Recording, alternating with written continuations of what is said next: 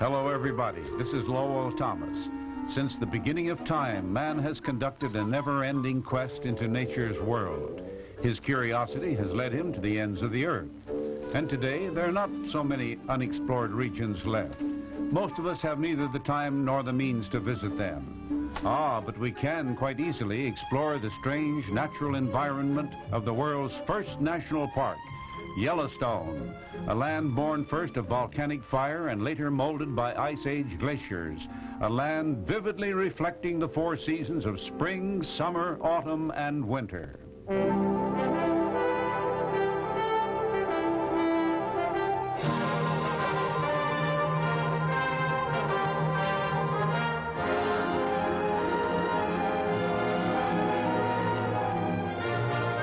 Winter in Yellowstone dies a hard death, yielding grudgingly to the warm fingers of spring sunlight.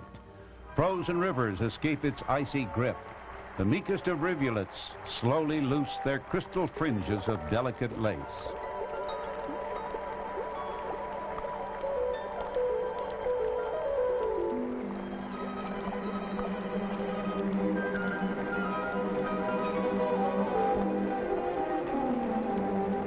Springtime finds Yellowstone as a quiet, snow-covered world, when animal populations are at a low ebb.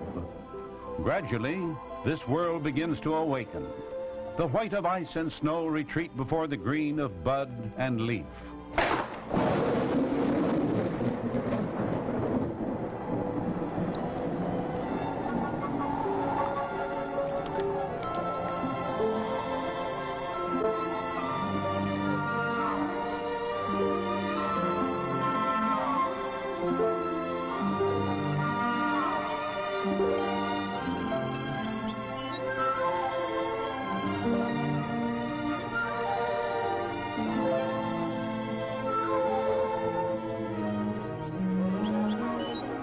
In the marshes of the park's many lakes, we find the waterfowl nesting, as nature replenishes flocks reduced by winter's cruel storms.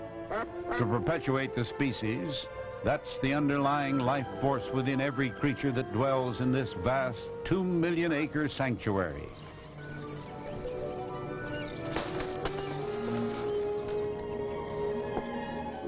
Shielded from the hunter's rifle, wildlife in Yellowstone live a natural existence.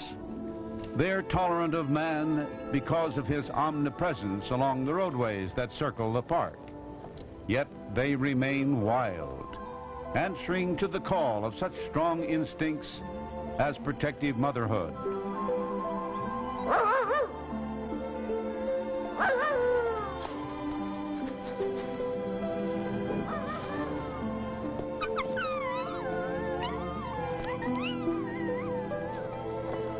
Where weeks before lay many feet of ice and snow, now blooms an array of wildflowers, proof that winter has passed. They are a splash of brilliant color on forest floor and mountain meadow.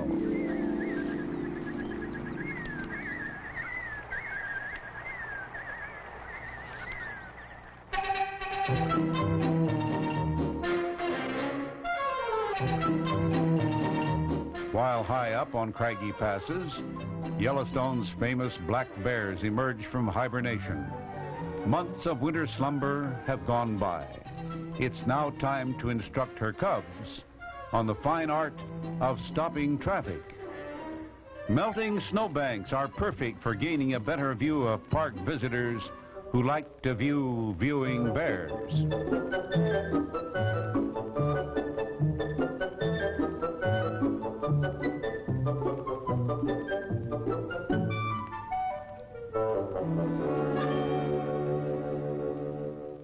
Long days flooded with sunshine transform Yellowstone's forest land into a veritable smorgasbord for browsing wildlife.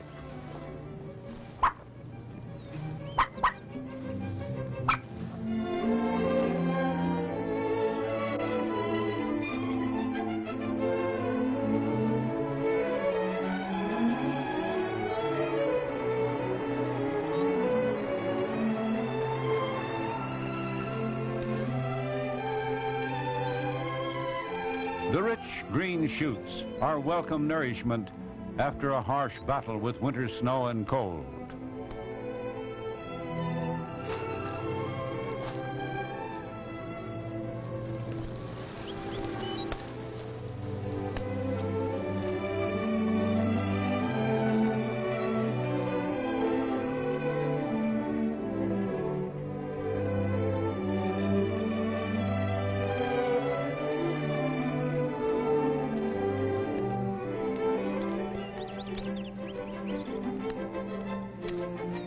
Some bird species are year-round residents of the park. Many of them, however, are only fair-weather friends of this sprawling refuge. They fly north to Yellowstone in the spring to nest, retreating southward in the autumn.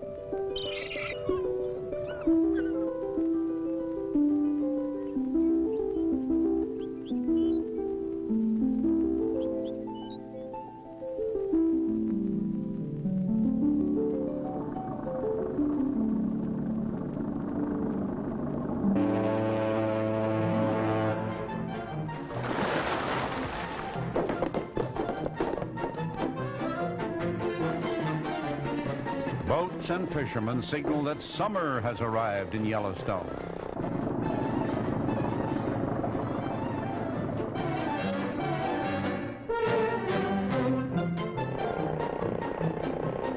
The chilling blue waters of Yellowstone Lake give forth a bounty of trout.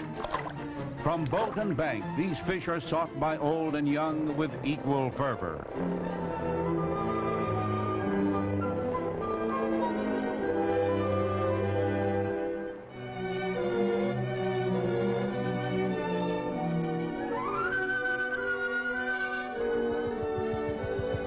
For those who would rather take a picture than take a fish, excursion boats show you a wilderness scarcely touched by the hand of man.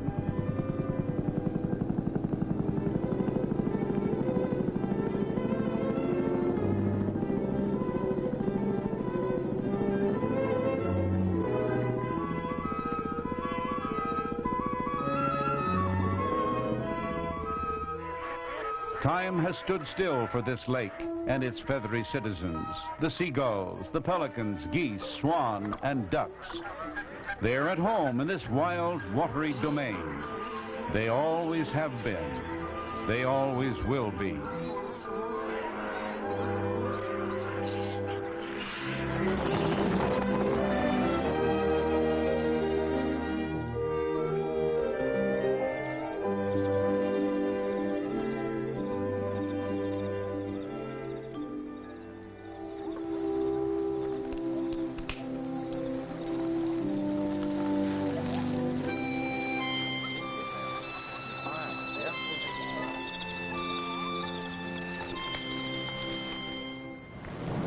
For Yellowstone is a world apart.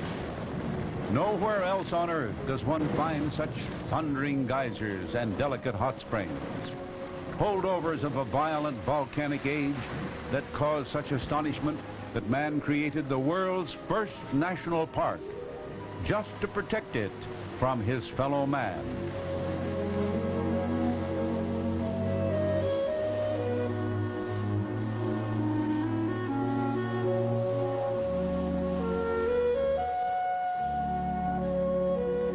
People ask, and rangers tell, the secrets of Yellowstone's strange thermogeology. But the answers are so complex compared to the simple beauty of a geyser's eruption or a hot spring's reflection.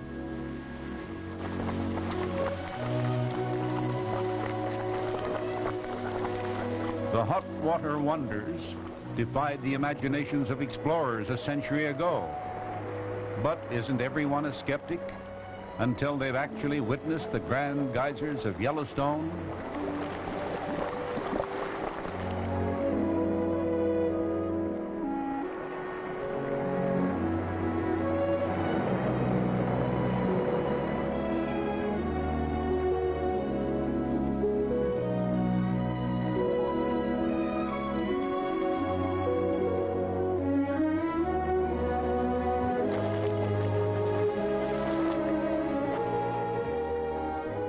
The tranquil terraces at Mammoth Hot Springs counterbalance the pounding, pulsating geysers.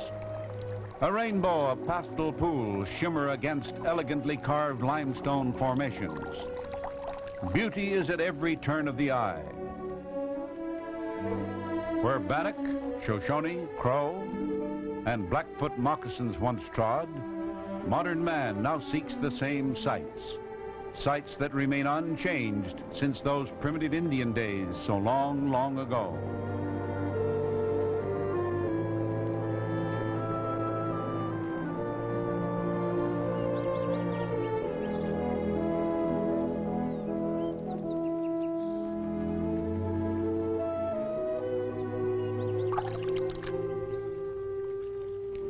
More and more visitors are leaving the comfort of the highways now for a peaceful stroll along Yellowstone's many byways.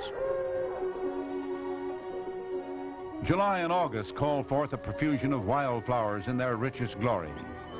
Indian paintbrush and countless other petals to dazzle the eye.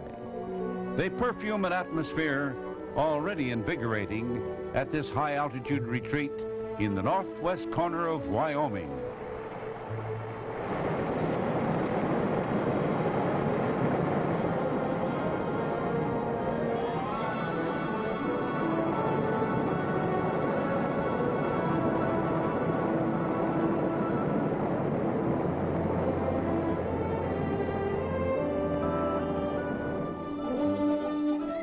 Yellowstone is the creak of a leather saddle, the spicy aroma of sagebrush on a cool summer morning, the stands of pine marching up mountainsides to meet the cobalt skies.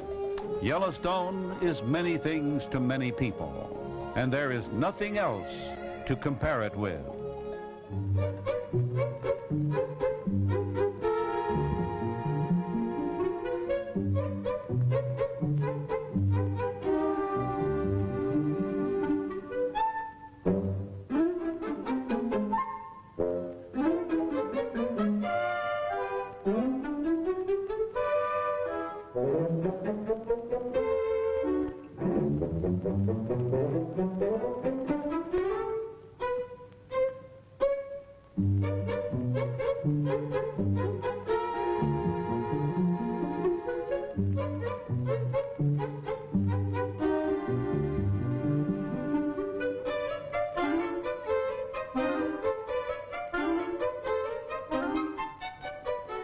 Out of Yellowstone's romantic past lurches the Concord stagecoach.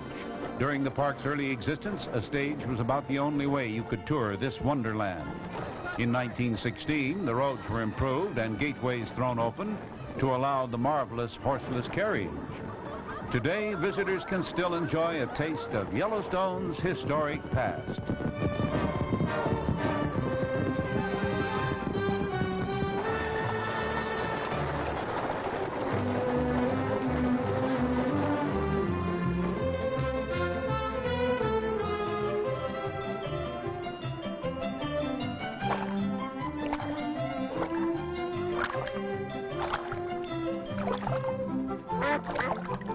The warm, green-tinted days of summer find Yellowstone's waterfowl retreating to the cool stillness of shaded pond and high mountain meadow, there to raise their young, to eat the rich water plants, to gain strength for the escape from the approaching Rocky Mountain winter.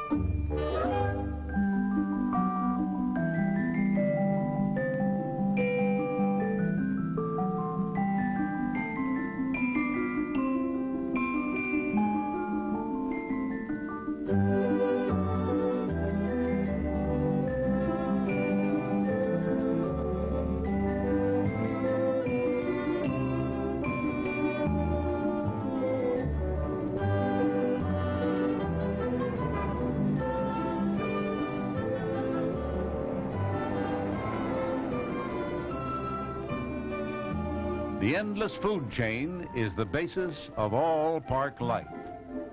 The circle includes the plant eater, that becomes prey for the flesh-eating predator.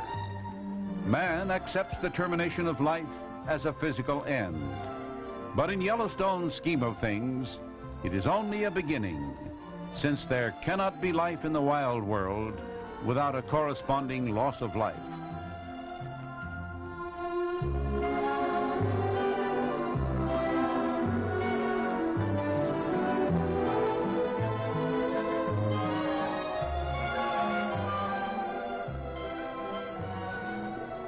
Indian soothsayers call this land the summit of the world. For out of its mountains sprang great rivers descending in every direction. This abundance of water, of course, means an abundance of plant and animal life. But it also serves to replenish the geyser basins with water for new eruptions. Superheated underground caverns drink their fill, setting the stage for thermal extravaganzas unequaled anywhere on Earth.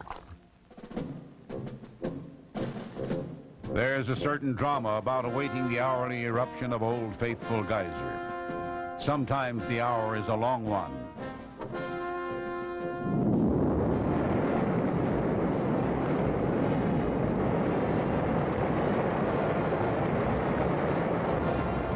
But it never betrays the name. We do not know how old it is, but we do know it is faithful.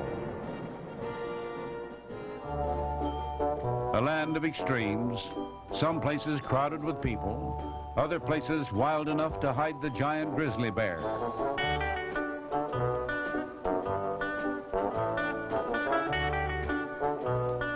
Hundreds of animal species find safety here from the rapid expansion of mankind and all that this portends.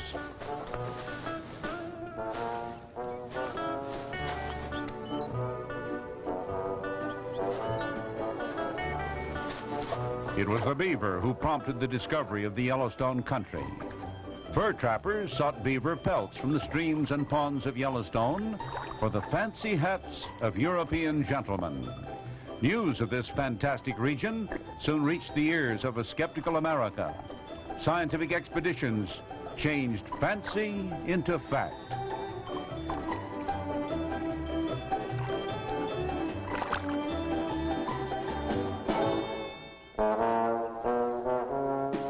The autumn of the year is a magnet for those who would fool scrappy, tail-walking trout.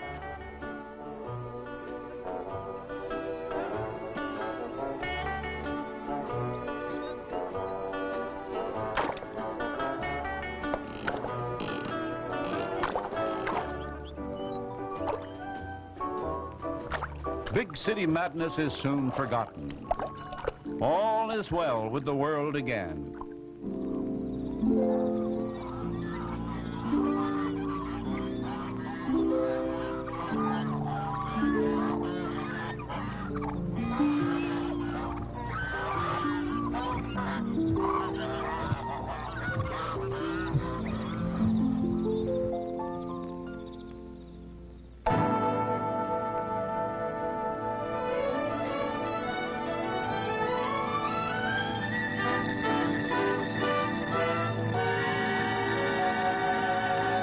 Green aspen and alder explode in the shrinking golden days of autumn, explode into reds, yellows, and oranges.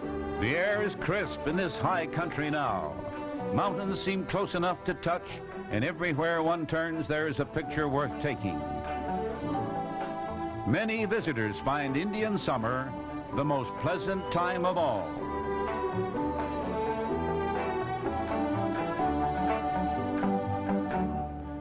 The return of cool weather signals the wildlife down from the high plateaus. The mating season is at hand. High-pitched calls float through the pines.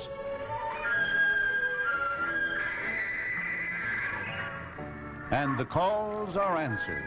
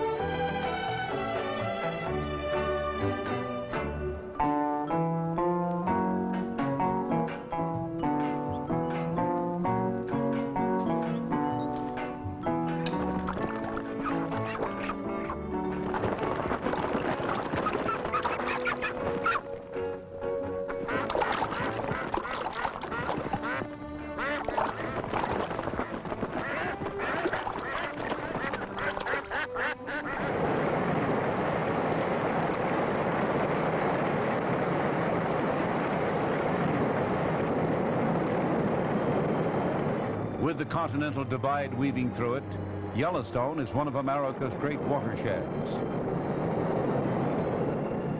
Slipping silently out of Yellowstone Lake, the Yellowstone River plunges on its way to meet the mighty Missouri. At the upper falls, currents leap into space, dropping over 100 feet, boiling, churning, then racing downward for another gigantic vault into a magnificent yellow-hued gorge.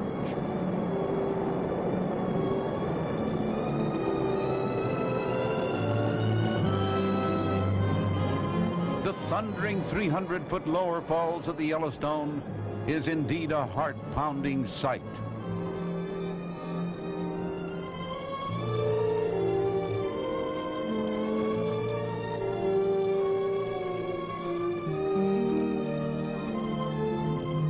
But no matter what the season, no matter where the vantage point may be, travelers seeing the Grand Canyon of the Yellowstone River for the first time, or even the 50th, pause in reverence before this titanic handiwork of nature. It is wide and deep and long, but size is secondary to the colors and shapes of the rocky formations jutting upward from this chasm.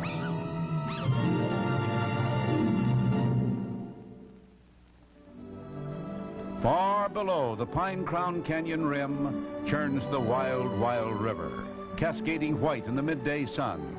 With autumn days fading into the past, these cascades will soon become frozen sculptures, locked in an icy coliseum.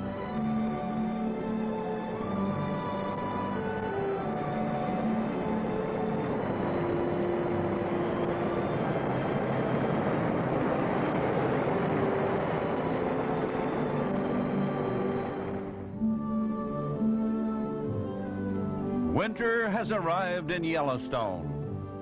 Covering River Canyon and Geyser Basin with equal nonchalance, the soft mantle of white seems to silence all activity in this largest of all national parks.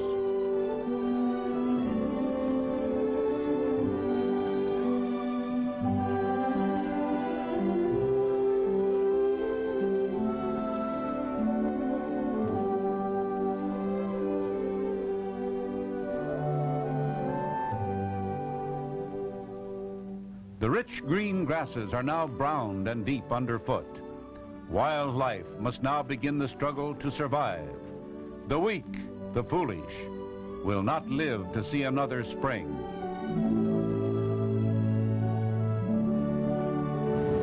Geysers, hot springs, thermal pools, and terraces seem to erupt, splash, steam, and bubble with a vigor unparalleled at any other time of the year. Winter's chill creates a weird fantasy land.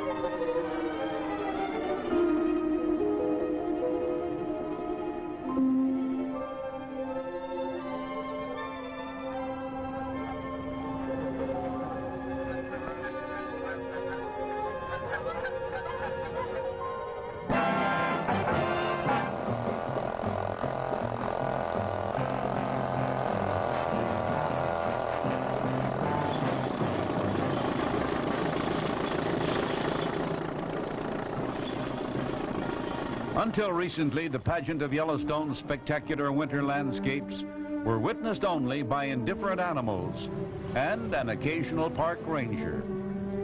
Ah, but all this has changed with the whine of over-the-snow vehicles zipping along Yellowstone's snow-covered roadways.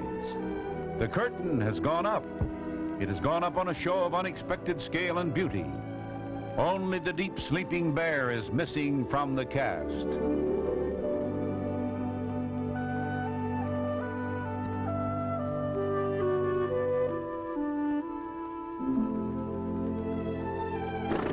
Gasoline engines split the lonesome stillness. There always has been a fourth season in Yellowstone, but until now, it could not be seen to be appreciated. In many ways, it's the most unbelievable season of a most unbelievable place. Yellowstone. There's the promise of a land that knows no days, no weeks, no years. Winter, spring, summer, autumn. The 4 seasons are endless seasons. And as long as there is an America, there will be the grandeur that is Yellowstone National Park for your children and your children's children to enjoy.